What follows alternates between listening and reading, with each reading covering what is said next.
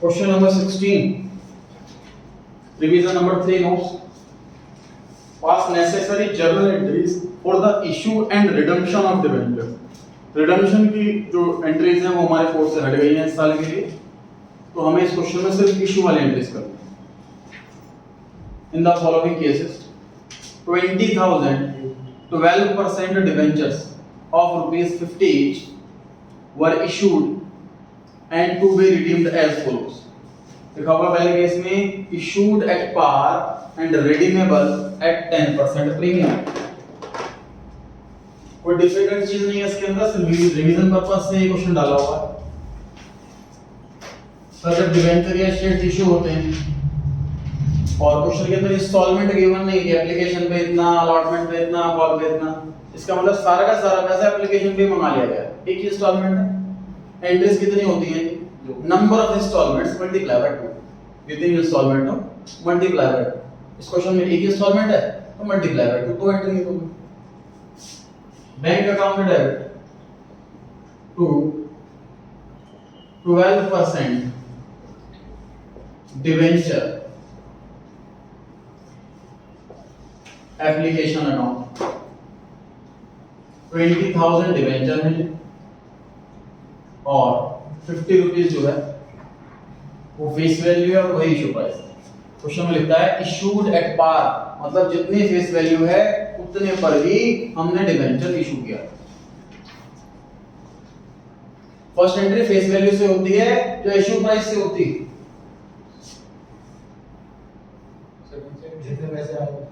Correct, issue price. First entry हमेशा issue price कितने वहां प्राइस होने, क्योंकि बैंक में उतना ही पैसा आएगा जिस प्राइस पे इशू कर रहा है।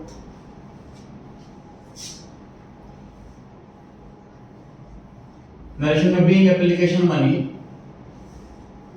Receive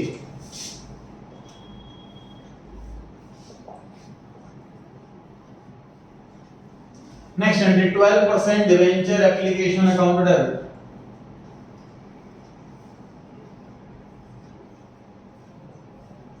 to 12% debentures account. इन दोनों को सोचो कंबाइन एंट्री करेंगे तो क्या एंट्री बनी?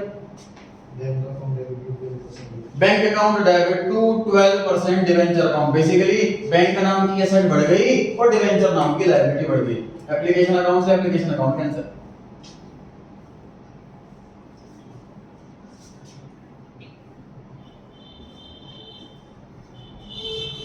$20,000 डिवेंचर है, 50 रुपीस की फेस वैल्यू, वही इशू प्राइस। ये तो हमने इशू की एंट्री कंप्लीट करी बिना टर्म्स ऑफ रिडम्पशन पढ़े। अब पढ़ते हैं कि टर्म्स ऑफ रिडम्पशन क्या है। लिखा है रिडीमेबल एट 10% प्रीमियम, मतलब हमने इन्वेस्टर्स को ये बोला हुआ है कि 50 रुपए का डिवेंचर है, आप लोग हमें 50 रुपए दो, लेकिन जब रिफंड करने की बारी आएगी तो 10% एक्स्ट्रा रिफंड करें। ये वो लायबिलिटी होगी। इस लायबिलिटी का नाम premium on redemption of debenture account. Premium on redemption of debenture account, ये इस एंट्री का नाम, इस लायबिलिटी का नाम। हर ट्रांजैक्शन के दो एस्पेक्ट होते हैं, दो इफेक्ट होते हैं। इसका क्रेडिट इफेक्ट है, डेबिट इफेक्ट क्या होगा? लॉस। क्योंकि सर पैसे फ्री में देने पड़ेंगे ना उनको, पैसे मिल नहीं रहे लेकिन देने पड़ेंगे, इसलिए ये नुकसान भी हो गया। तो दोनों एस्पेक्ट रिकॉर्ड हो गए।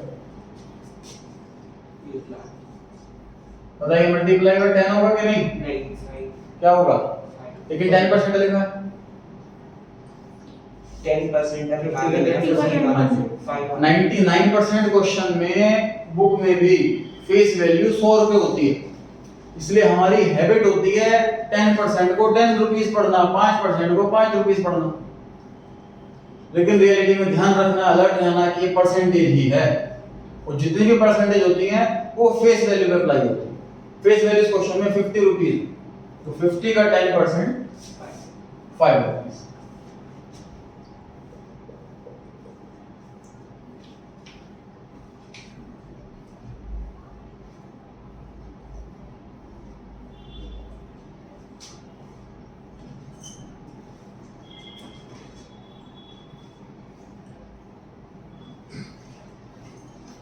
ये फर्स्ट एंट्री और ये सेकंड एंट्री। सेकंड एंट्री के नरेशन बीइंग डिबेंचर्स इशूड या फिर बीइंग डिबेंचर्स अलॉटेड, उसमें प्रीमियम को मेंशन करना जरूरी नहीं।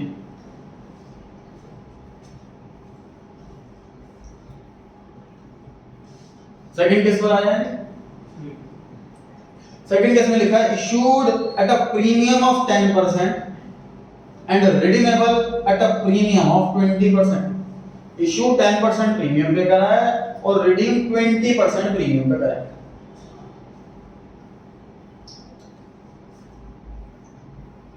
अब मुझे कौन बताएगा कि अकाउंट में मुझे क्या ऐड या लेस करना है? अमाउंट पे बात नहीं कर रहे अभी, पहली एंट्री में ऐड करेंगे एसपीआर, सेकंड एंट्री में करेंगे। देखिए पहली एंट्री तो ना एप्लीकेशन मनी रिसीव करने की है, एप्लीकेशन का पैसा लेके टाइम, तो हमें ये भी नहीं पता कि डिबेंचर इशू हो पाएंगे, कितने हो पाएंगे, कितने नहीं हो पाएंगे।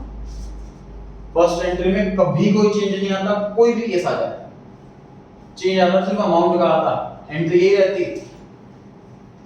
एसपीआर याद कीजिए, शेयर चैप्टर के अंदर शेयर कैपिटल से चिपका हुआ रहता, जहां जहां शेयर कैपिटल जाएगा वहां वहां एसपीआर जाएगा।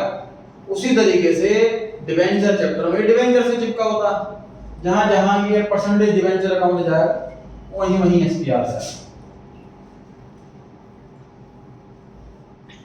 To securities premium reserve account. Account में तो सिर्फ ये ऐड होगा जी। पिछले क्वेश्चन में फर्स्ट पार्ट में पार पे इशू हो रहा था, इस वाले क्वेश्चन में प्रीमियम पे इशू हो रहा।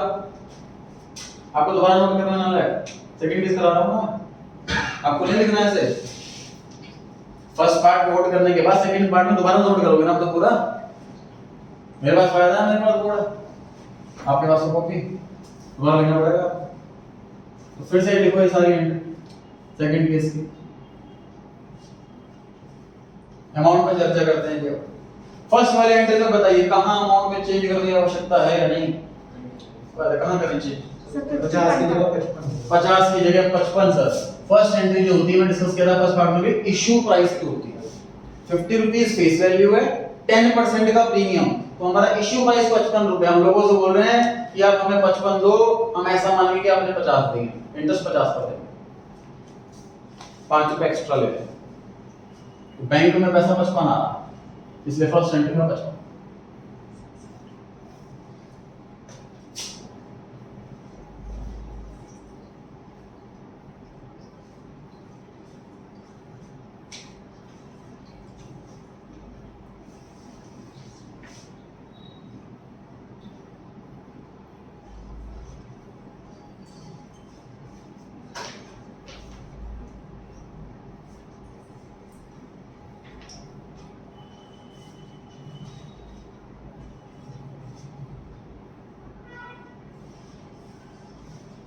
चलिए सर, एप्लीकेशन अकाउंट का रूल है जितने से क्रेडिट फर्स्ट एंट्री में उतने से डेबिट सेकंड एंट्री में, तभी तो अकाउंट क्लोज होगा। तो यहां तो 55 ही आएगा जी, पक्की बात। डिबेंचर अकाउंट में कितना आना चाहिए? 50। तो डिबेंचर अकाउंट में तो हमेशा फेस वैल्यू आती है, चाहे कैसा भी क्वेश्चन आ जाए, क्योंकि डिबेंचर 20,000 सभी में 20,000 से तो मल्टीप्लाई लिख ही सकते हैं। डिबेंचर ही 20,000 तो सभी में 20,000 से तो मल्टीप्लाई होगी। एसपीआर में कितना लिखने का मन? 5। 50 रुपीस का डिबेंचर, 10% का एसपीआर, 50 का 10% 5 रुपए एसपीआर हो गया। लॉस और प्रीमियम ये दोनों जी साथ में आते हैं हमेशा, या तो ये दोनों ही नहीं होंगे या दोनों होंगे, दोनों अमाउंट हमेशा सेम रहता है। कितना अमाउंट लिखने का मन है? 10 रुपए। 50 रुपीस का डिवेंचर है और क्वेश्चन में बोला है कि 20% रिडम्पशन वाला प्रीमियम इस बार 20% है। तो 50 रुपीस का जब 20% करोगे 10 रुपए।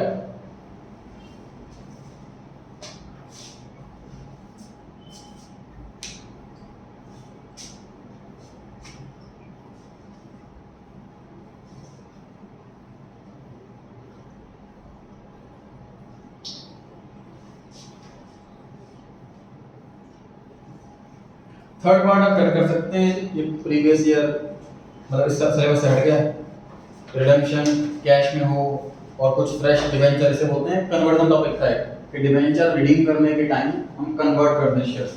सेपरेट टॉपिक था हमारे इस साल कोर्स के अंदर नहीं है, थर्ड पार्ट कट कर सकते हो। क्वेश्चन 16 कंप्लीट हो गया ये हमारा। चलिए 17 क्वेश्चन पर आ रहा है।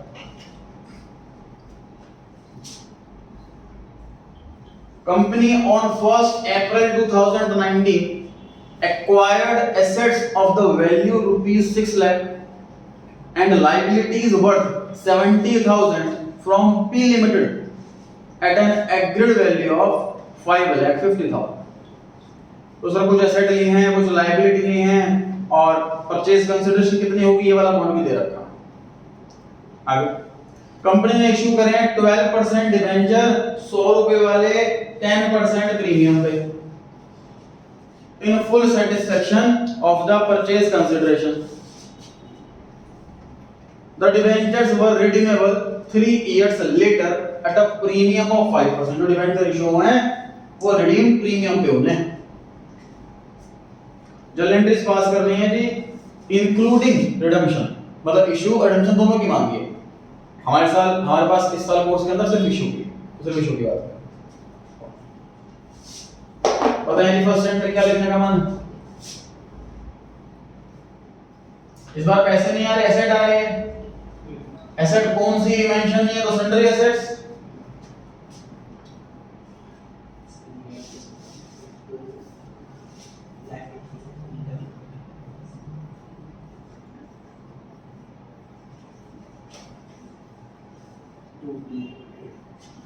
To sundry liability 70,000।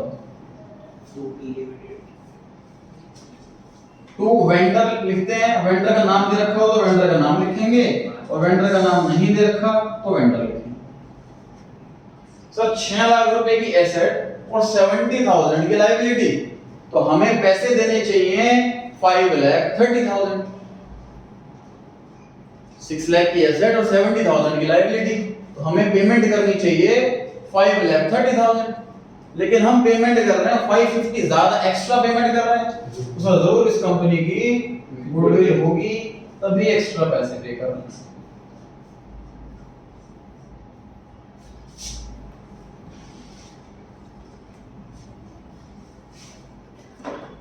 Being business of P Limited purchased,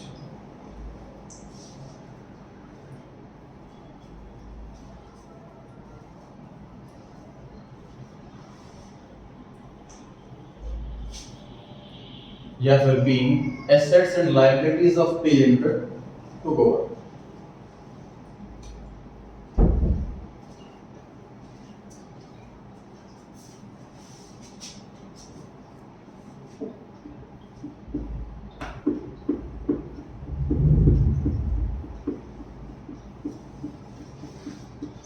पढ़ सकते हैं जी आगे। Next sentence, P Limited account debit to 12% debentures account. और कुछ भी लिखना है क्या सर? प्रीमियम पे इशू हो रहे हैं to securities premium reserve.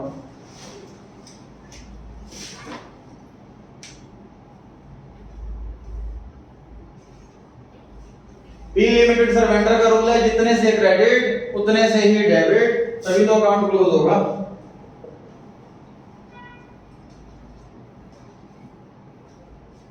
Debenture sir issue कितने करना है ये तो क्वेश्चन में बताया ही नहीं।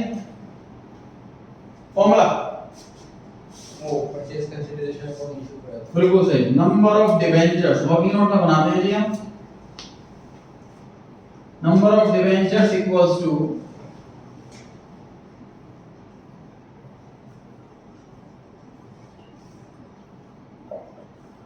purchase consideration divided by issue price।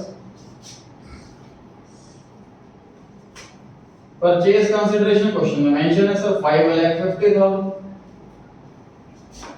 इस क्वेश्चन में दे रखा है डिवेंचर की फेस वैल्यू 100 रुपीस है और 10% का प्रीमियम है, तो इश्यू प्राइस कितना हुआ? 110 100 रुपए का 10%, 5000 5000 रुपीस का डॉलर शेयर डिवेंचर वो डिवेंचर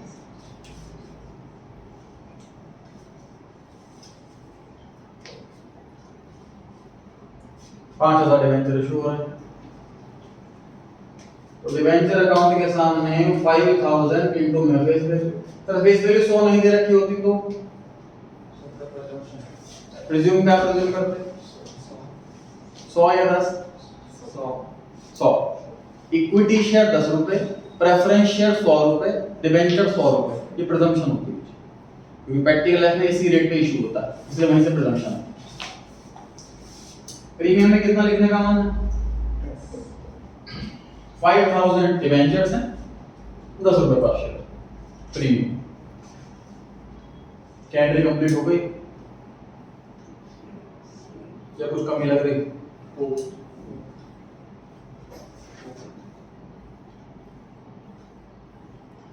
ये नहीं होगी उसमें ट्रेडिंग का डेफिनेटली जब आपको डिवेंचर इशू के टाइम ये बात पता कि रिडम्पशन हमें प्रीमियम पे करना, रिडम्पशन के टाइम एक्स्ट्रा पैसे देने हैं, तो उस लॉस को आज ही बुक करेंगे ना। प्रूडेंस कॉन्सेप्ट ने क्या सिखाया?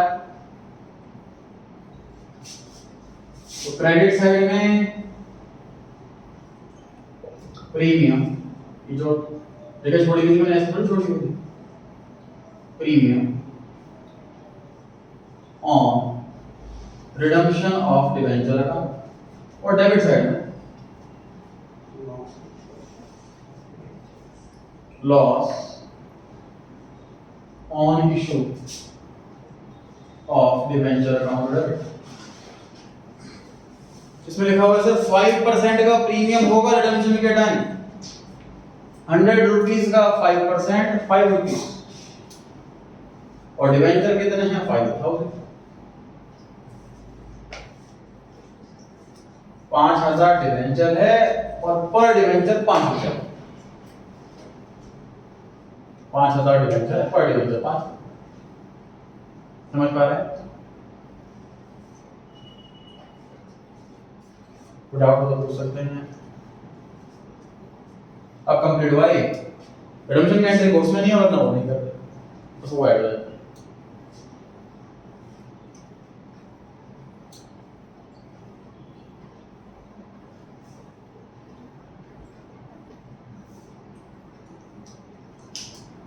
लंच बढ़ सकते हैं आगे। इसके बाद 19 पर आते हैं। पहले 19 में दिया हुआ है कि net profit after interest and tax 3 lakh.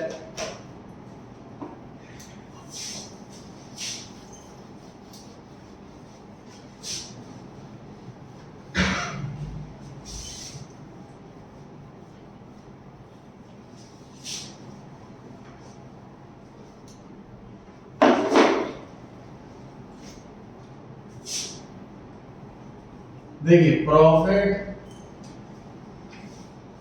Before interest and tax, इसमें से पहले इंटरेस्ट माइनस होता है, उसके बाद जो आंसर आता है उसे कहते हैं प्रॉफिट बिफोर टैक्स, उसके बाद टैक्स माइनस होता है, उसके बाद जो आंसर आता है उसे बोलते हैं प्रॉफिट आफ्टर टैक्स। क्वेश्चन में ये अमाउंट दे रखा है। क्वेश्चन में रेशियो मांग लिया sir return on capital employed.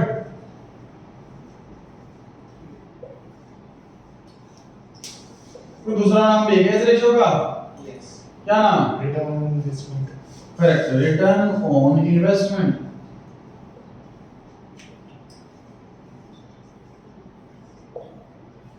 एक रेशियो के दो नाम, फॉर्मूला बताएं इसका। पीबीआईटी अपॉन में CE into sir profit before interest and tax divide by capital employed into 100। What is capital employed? SF plus NCA perfect है जी। SF plus NCL। Capital here means money, employ मतलब लगाना, company में total कितना पैसा लगाया हुआ है वो डिनोमिनेटर है, चाहे खुद का पैसा हो चाहे कर्जे का पैसा हो। डिनोमिनेटर बता रहा है टोटल पैसा कितना लगाया हुआ। न्यूमरेटर में है जी PBIT, कि मान लीजिए कर्जा वर्जा का इंटरेस्ट नहीं देना, तो बेसिकली क्या है, डिनोमिनेटर में जो लोग है ना ऊपर इन लोगों का पैसा। मान लीजिए मैं न्यूमरेटर में ये रखूं तो इस पैसे में सिर्फ SF वालों का अधिकार है, तो इन्हीं से सिर्फ SF आता है, ठीक है। तो इसमें कैपिटल एम्प्लॉयड है, लोन वाले भी हैं, तो देखो यहाँ जो प्रॉफिट आएगा उसमें लोन वालों को इंटरेस्ट भी मिलेगा, टैक्स के बाद जो पैसा बचा वो SF वालों को मिलेगा। तो कैपिटल एम्प्लॉयड से क्वेश्चन के अंदर दे रखी है,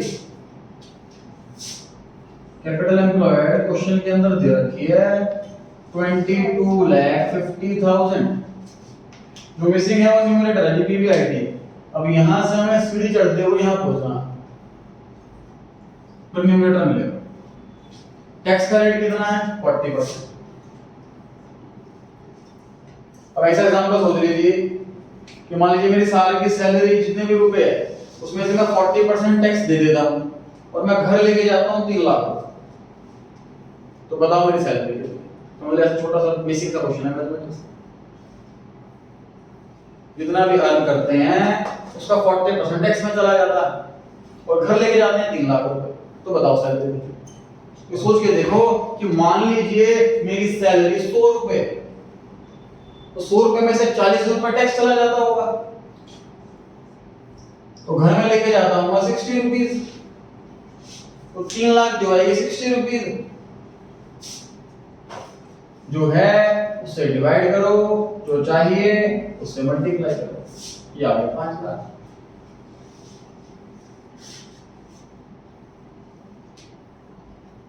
कॉन्सेप्चुअली बात तो ये हो गई थी सर हमें तो फॉर्मूला याद रहता, PAT divide by 1 minus T, 3 lakh divide by 1 minus 0.4, 3 lakh divide by 0.6, point हटाओगे तो यहाँ पे 10 आएगा, सॉल्व कर लो 5 लाख आ रहा है। कॉन्सेप्चुअली करना चाहो, फॉर्मूले से करना चाहो, जैसे मर्जी करना चाहो, x मान कर भी कर सकते हैं कि सर PBT मान लीजिए x है, तो टैक्स इसी का 40% 0.4x, PBT में से टैक्स माइनस होता है तो PAT आता है, x माइनस 0.4x ये हो गया 3 लाख, 0.6x ये हो गया 3 लाख, 5 लाख। फॉर्मूले से करो, 100 मान करके करो, x मान करके करो, जैसे आपकी इच्छा हो। 4-5 क्वेश्चन आप प्रैक्टिस कर लोगे तो अपने आप आपके माइंड में फिर फास्ट स्पीड में काम होना शुरू हो जाएगा। तो सर ये वाला अमाउंट बता रखा है 5 लाख। अब सर इसमें से इंटरेस्ट माइनस हुआ तो ये 5 लाख आया, अगर मैं इंटरेस्ट ऐड कर दूं तो यहां पहुंच जाऊंगा। इंटरेस्ट कितना कैलकुलेट कर लेते हैं 40,000। तो 4 लाख रुपए के डिवेंचर हैं, 10% का इंटरेस्ट का रेट है, तो इंटरेस्ट 40,000 हो गया। तो यहाँ कितना होगा 5 लाख 40,000। तो हमें न्यूमरेटर मिल गया अपना 5,40,000।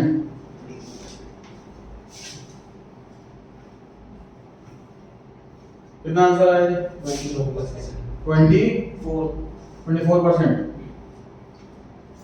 तो समस्या को देखें,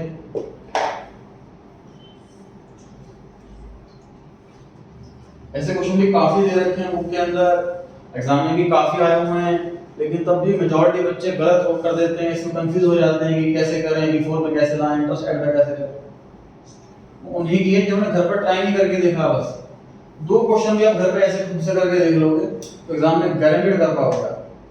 12th 11th लेवल पे ऐसे कोई हार्ड एंड फास्ट चेंजेस नहीं होते कि क्वेश्चनों को बहुत टफ सी एडजस्टमेंट दे दी, कोई टफ सा कोई नया सा क्वेश्चन दे दिया।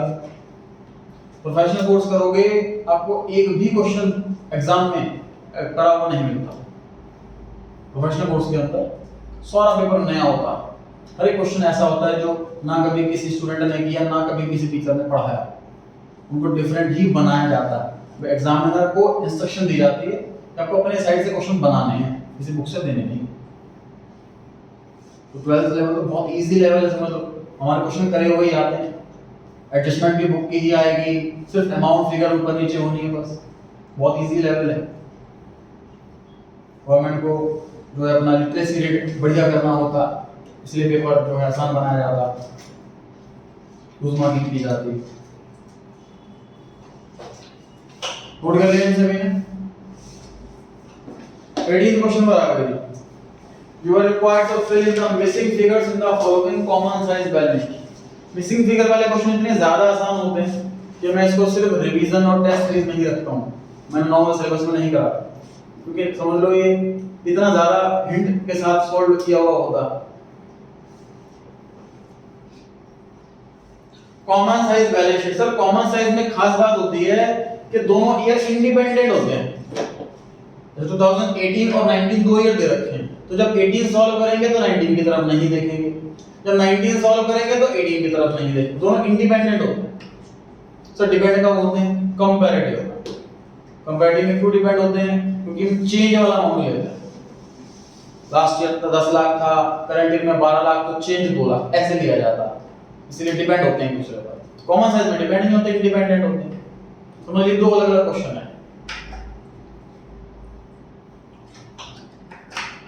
तो 2018 करना है जी पहले।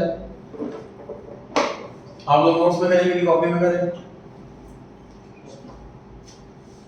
नोट्स में। वैसे दोबारा काम करना है आपको। चलिए परसेंटेज वाले कॉलम में 2018 में देखें, टोटल 100 दे रखा हो तो पता ही है ना, टोटल तो 100 ही आता। कोई ऐसा ढूंढे जिसमें परसेंटेज और अमाउंट दोनों की मान। 2018 की बात करो, 19 की तरफ देखो ही मत। 18 में देखो कोई ऐसी जगह है, कोई ऐसा अकाउंट जहां पर अमाउंट और परसेंटेज दोनों पता हो। जैसे देख लो रिजर्व एंड सरप्लस में परसेंटेज पता है, अमाउंट नहीं पता। नॉन करंट लायबिलिटी में अमाउंट पता है, परसेंटेज नहीं पता। ट्रेड पेबल में परसेंटेज पता है, अमाउंट नहीं पता। शॉर्ट टर्म प्रोविजंस में अमाउंट पता है, परसेंटेज नहीं पता। नॉन करंट इन्वेस्टमेंट में परसेंटेज पता है, अमाउंट नहीं पता। लेकिन करंट एसेट में देखो, करंट एसेट में हमें अमाउंट भी पता है और परसेंटेज भी पता। तो 5 लाख रुपए टोटल का 20% है, बिल्कुल इसी की तरह। मान लीजिए टोटल 100 है, तो ये करंट एसेट 20 है, तो 5 लाख रुपए अगर 20 है तो 100 कितना? सिंपल। भाई मैं किसी से पैसा लेकर के आया हूं, जितना पैसा लेना था उसका 20% ही मिला है मेरे को, और 5 लाख रुपए मिले। टोटल कितना मिलना था निकाल नहीं सकते गैस? 25 लाख हो गया ये, 25 लाख हो गया। तो 5 लाख के जो नीचे वाला ब्लैंक है जहां पे टोटल लिखा हुआ, वहां पे 25 लाख रुपए आएगा। क्रॉस चेक भी कर सकते हो आपका सर सही है कि नहीं है। 25 लाख का 20% निकाल लो, 5 लाख रुपए ही आ रहा, तो ठीक करा है ना? ऐसे क्रॉस चेक हो जाएगा।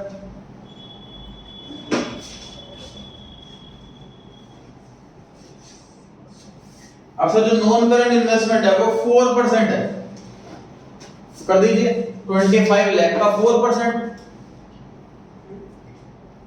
25 लाख का 4% कर दीजिए 1 लाख। नॉन करंट इन्वेस्टमेंट मिल गई हमको 1 लाख। सर फिक्स्ड एसेट में तो ना परसेंटेज पता ना अमाउंट पता, ये कैसे करेंगे? अरे भाई टोटल पता है आपको और बाकी के 3 अमाउंट पता है, तो बैलेंस कितने का निकल जाएगा ये? भाई एसेट साइड का टोटल 25 लाख है और एसेट साइड टोटल तीन तो आइटम है, fixed asset, non current investment और करंट एसेट, तीन तो आइटम है, दो पता है आपको। बाकी इनका कितना है? 19 लाख, 19 लाख। तो आ जाते हैं हम लायबिलिटी साइड पर 2018 में। टोटल वाले ब्लैंक में कितना लिखे हैं? 25 लाख से जो एसेट का टोटल है वही टोटल लायबिलिटीज का आएगा, सीधी सी बात 25 लाख। सर परसेंटेज मिसिंग है शॉर्ट टर्म प्रोविजन में, 1 लाख रुपए 25 लाख का कितना परसेंट है? 4%। समझ पा रहे हैं मुझसे? 2 मिनट का समय देता हूं, आप ट्राई करें खुद से। मुझे लग रहा है कुछ बच्चों को फास्ट लग रहा है कि सब फटाफट बोले जा रहे हैं, समझ नहीं आ रहा। 2 मिनट का टाइम दे रहा हूं, खुद से ट्राई करें। जो नहीं कर पा रहे हैं पूछें कि सर ये वाला कैसे निकालें, समझ में नहीं आया, और समझ पा रहे हैं तो फिर चालू रखें अपनी कैलकुलेशन। 4% कैसे है? 1 lakh divide bye 25 lakh into 100, जितने भी परसेंटेज होती है वो कैसे निकालते हैं, वही amount numerator, total denominator multiply by 100।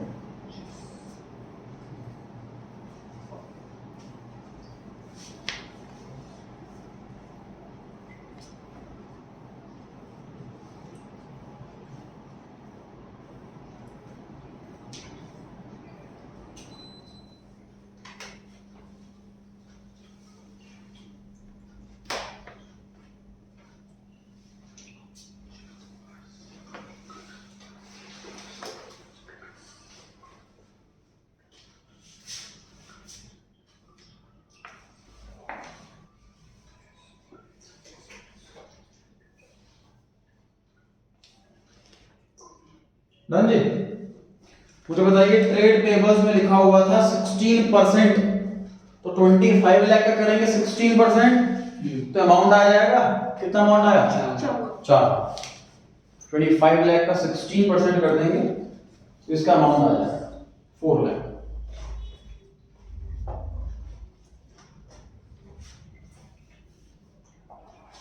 Non current liabilities का अमाउंट दे रखा है 8 लाख, परसेंटेज नहीं दे रखी, तो परसेंटेज निकाल लेंगे।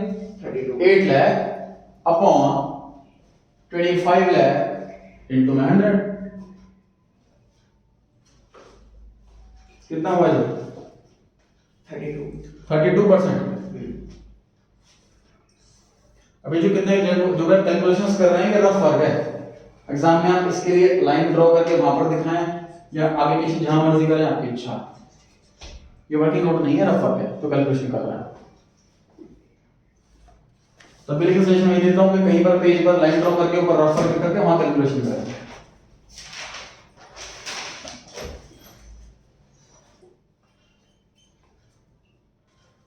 पेन चल कर है।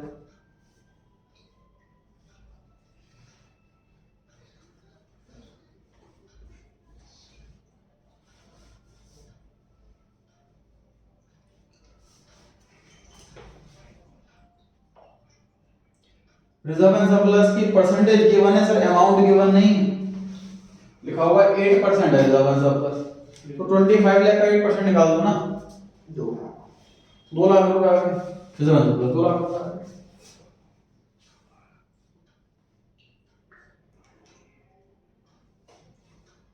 लेकिन सर कैसे करें शेयर कैपिटल में? ना तो परसेंटेज गिवन है ना अमाउंट गिवन, तो अगला क्वेश्चन टोटल दे रखा है। बैलेंसिंग है सर। लायबिलिटी साइड में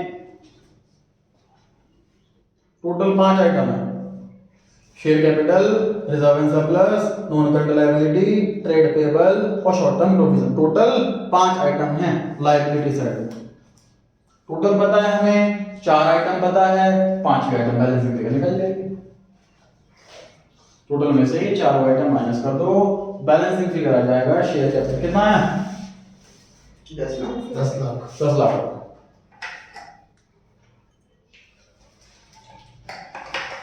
अभी अमाउंट 10 लाख आ गए, परसेंटेज नहीं निकाल सकते क्या इसके हम?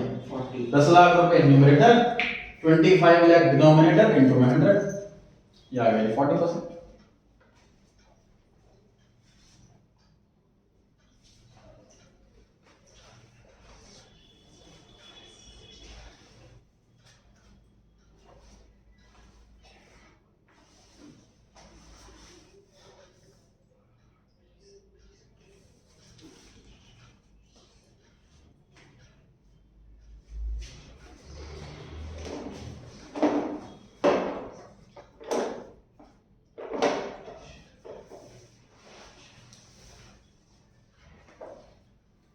फोर्टी परसेंट आ गया जी।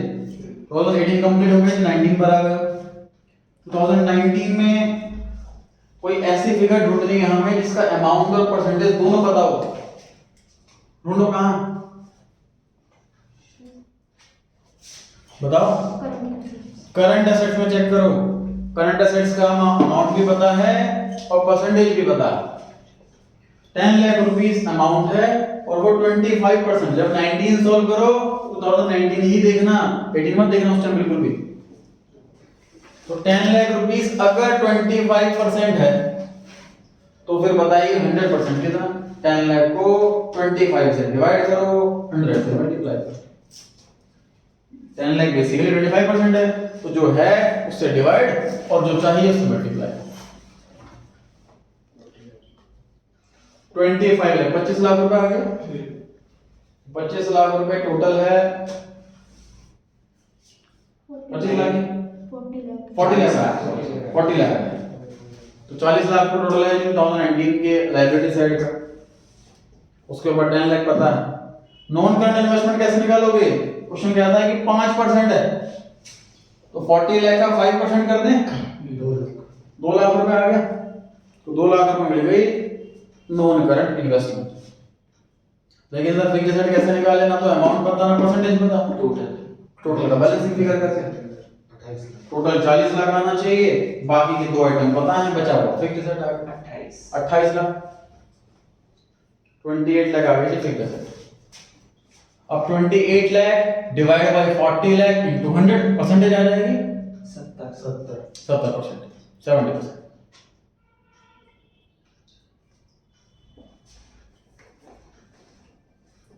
अब आ गई थी लायबिलिटी साइड पर।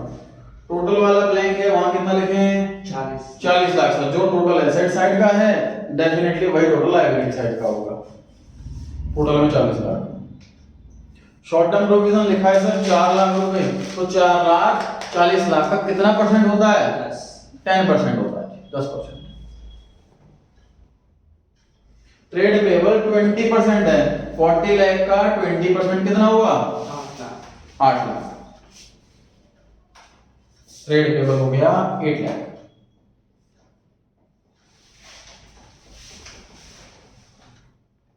नॉन करंट लायबिलिटी 12 लाख रुपए है, तो बताइए 12 लाख 40 लाख का कितना परसेंट होता? 30% होता है, 30%। रिजर्व एंड सरप्लस 15% है, बताइए 40 लाख का 15% कितना हुआ? 6 लाख। तो रिजर्व एंड सरप्लस हो गया 6 लाख। तो शेयर कैपिटल में ना तो अमाउंट पता ना परसेंटेज पता, टोटल करके बैलेंसिंग फिगर टोटल पता है 40 लाख, बाकी की सारी लायबिलिटीज माइनस कर बचा कितना बचा? 10 लाख। शेयर कैपिटल में आ गया ये 10 लाख। 10 लाख 40 लाख का कितना परसेंट है? 25% है, परसेंटेज में आ जाएगा 20। फिर अभी जी बात नेक्स्ट क्लास में आपको सैंपल पेपर लाना है 2020-21 वाला, उसका पार्ट बी रहता है, पार्ट बी कराया जाएगा थर्सडे। अभी डाउट पूछ सकते हैं।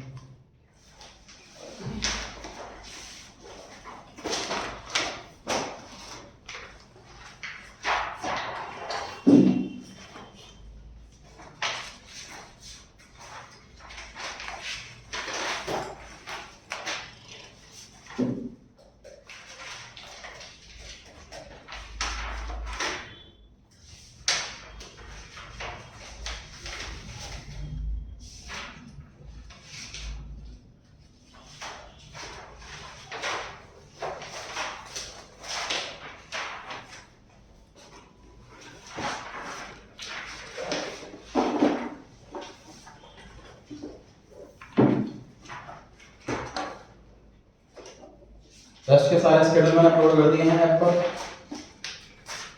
नोटिफिकेशन आ गई होगी, सब पर देख लिया होगा सब। ऑनलाइन टेस्ट लगभग 26 से 27 तारीख तक है डेली। टाइम लेट का कर दिया मैंने 9:30 का। ये आपका आखिरी टेस्ट है ऑफलाइन 1 घंटे वाला। Test series 6, test series 7 3 hours और टेस्ट सीरीज 8 भी 3 आवर्स की होगी। एडवांस में नहीं मिलेगी।